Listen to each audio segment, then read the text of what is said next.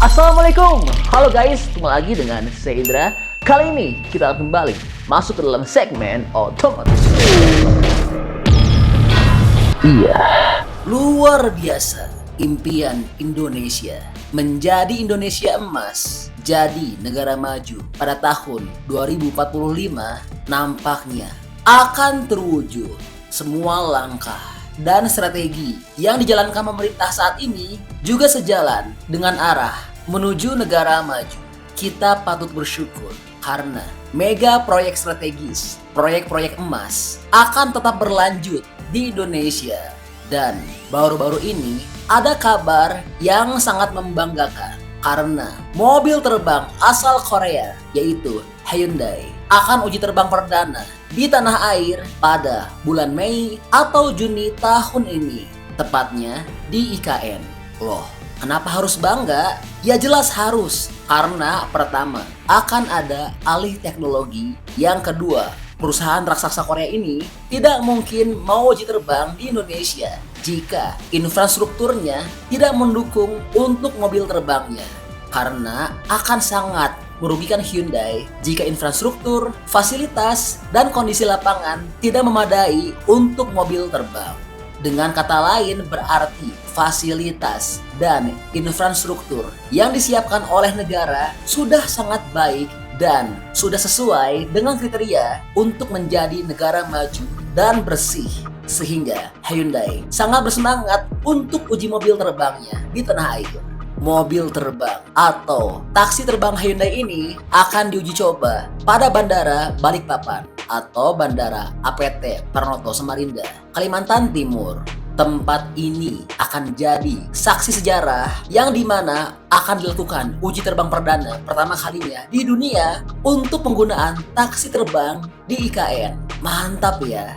Dan perlu kami sampaikan bahwa taksi terbang memang masuk dalam sistem transportasi IKN yang disebut Intelligent Transport System atau ITS, yang dimana target pemerintah pada tahun 2045 nantinya kendaraan IKN akan dihuni oleh mobil-mobil terbang dan mobil ramah lingkungan lainnya.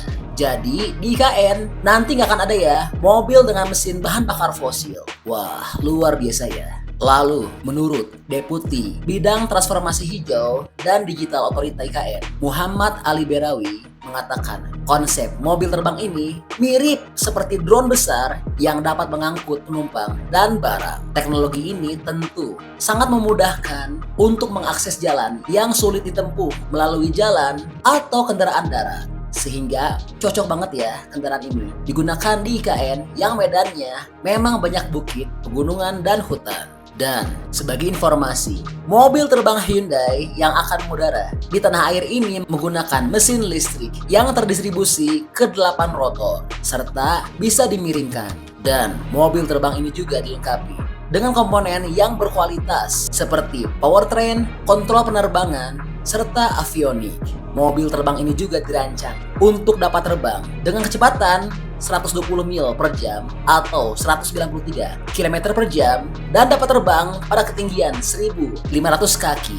Dengan kata lain, mobil terbang ini dapat menempuh jarak sejauh 200 km hanya butuh waktu sekitar 1 jam saja. Luar biasa ya.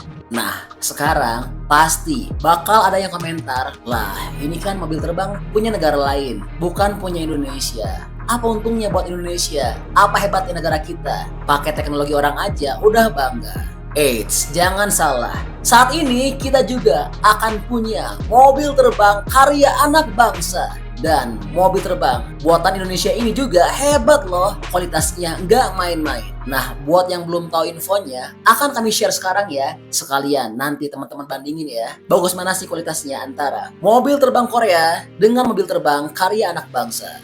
Iya, ini adalah mobil terbang buatan PT Dirgantara Indonesia atau PT DI yang memiliki bentuk seperti drone besar dengan total kapasitas 5 penumpang, yaitu dengan 1 pilot dan 4 penumpang. Mobil terbang Indonesia ini sesaat lagi akan diproduksi massal dan siap untuk mengudara di kota-kota besar tanah air. Mobil terbang karya anak bangsa ini memiliki lebih banyak keuntungan dibandingkan mobil konvensional. Mobil terbang ini diklaim dapat membawa penumpang dari pusat kota Jakarta menuju Bandara Internasional Soekarno-Hatta di Tangerang hanya dalam waktu 8 menit saja. Kecepatan ini jelas melebihi kecepatan mobil biasa pada umumnya yang memerlukan waktu 1 jam untuk rute yang sama karena harus melewati banyak rintangan seperti harus melewati jalan, melewati macet, dan banyak gangguan lain di jalan raya. Dan juga tentu kecepatan dari mobil terbang ini jauh melebihi waktu dari kereta bandara yang butuh waktu berkisar 44 menit untuk menempuh jarak yang sama. Wah, luar biasa ya. Lalu, kapan sih mobil terbang ini akan mulai diproduksi massal di Indonesia? Untuk waktu peluncurannya, sesaat lagi akan kami sampaikan ya. Namun sebelumnya, perlu kami sampaikan terlebih dahulu bahwa mobil terbang ini diberi nama Vela Alpha dan debut global. Mobil terbang Indonesia ini juga telah dihadiri oleh Menteri Perhubungan Budi Karya Sumadi. Budi menyebutkan bahwa mobil terbang ini, yaitu Vela Alpha, dapat segera terbang untuk komersial pada tahun 2028 mendatang. Pemerintah saat ini sangat mendukung penuh proyek mobil terbang ini agar dapat segera mengudara di kota-kota besar Indonesia pada tahun 2028. Luar biasa ya kemajuan Indonesia saat ini. Gimana menurut teman-teman? Bagus mana nih mobil terbang anak bangsa atau mobil terbang buatan Korea? Namun yang pasti kita patut bangga dengan langkah dan kemajuan Indonesia saat ini dengan pembangunan IKN. Saat ini pertumbuhan ekonomi tidak lagi akan Jawa sentris, melainkan akan merata di seluruh wilayah Indonesia.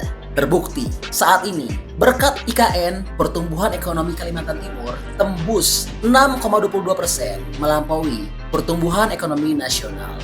Iya, jadi itu info update yang dapat kami sampaikan mengenai progres kemajuan tanah air. Gimana nih menurut teman-teman mengenai update ini?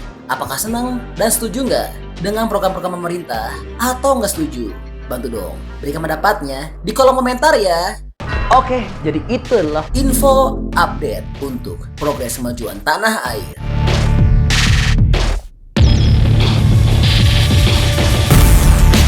Oke, masih banyak nonton, jangan lupa untuk bantu di like dan di share video ini. Jangan lupa juga bantu untuk subscribe ya. Oke, stay tune at my channel. See you next video.